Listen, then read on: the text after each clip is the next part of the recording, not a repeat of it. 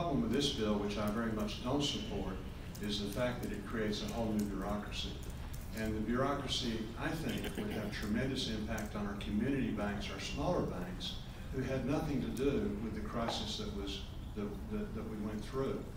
In doing that, you're going to raise their costs, their accounting methods that they'll have to go through, and as a result, there'll be less money to loan. And as I said earlier, jobs, jobs, jobs. The less money that you can loan, the less money that you can get on the street. And this very tough economy will not be good for the economy. I think in the long run will impact jobs. The other thing is the $50 billion fund.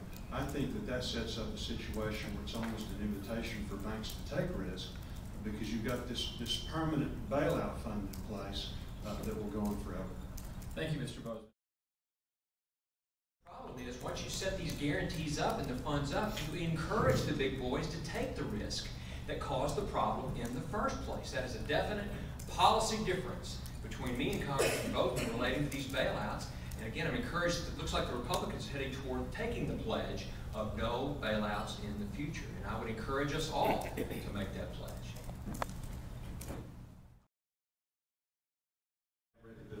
So I'm not going to, if I haven't read the bill thoroughly, I'm not going to be able to make a comment on that. I would have to read the bill and analyze it. I can tell you, I think one of the problems that we have gotten into, the reason we've had this financial crisis, is because the politicians have actually pressed to have these loans passed that didn't need to be there. And that's got us in the shape that we're in. But I'm a real strong stickler in the fact that if I do not know exactly what the bill says, I cannot comment on that particular bill. My principles, though, are this. Regulations used to be that they were actually derived from the people who actually invested in that bank, and their reputations actually helped them. But we have to have something to make sure that the people are safe from the banks. And let's look at it this way. What happened with the bailout? I mean, has it helped or has it made it worse? Some people say it's made it better. I don't agree. So, anyway. As I said earlier, the Republicans have put a year moratorium on the earmark program, so that has been cut. I would cut the 10%. Everybody agrees Medicare has 10% waste and fraud. You turn on the television, you see a commercial, call this number and you'll get this ultra deluxe wheelchair. We guarantee that, that it won't cost you anything. Those kind of things. The other thing is administrative costs. We've been able in our office, since I've been in Congress, to give back over $1 million in excess administrative funding that it takes to run the office. I've got a small business background. We work very hard to do that in a good way. But those are the kind of things that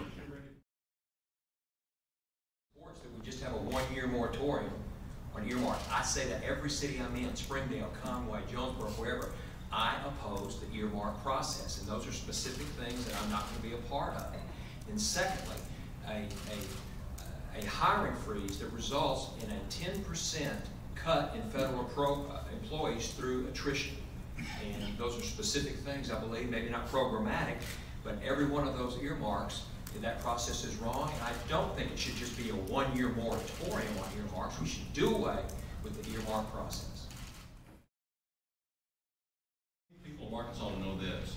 You've got a choice this year between a career politician and someone who's not a career politician. If you think career politicians are the solution to our problems, vote for one. You've got someone to pick from.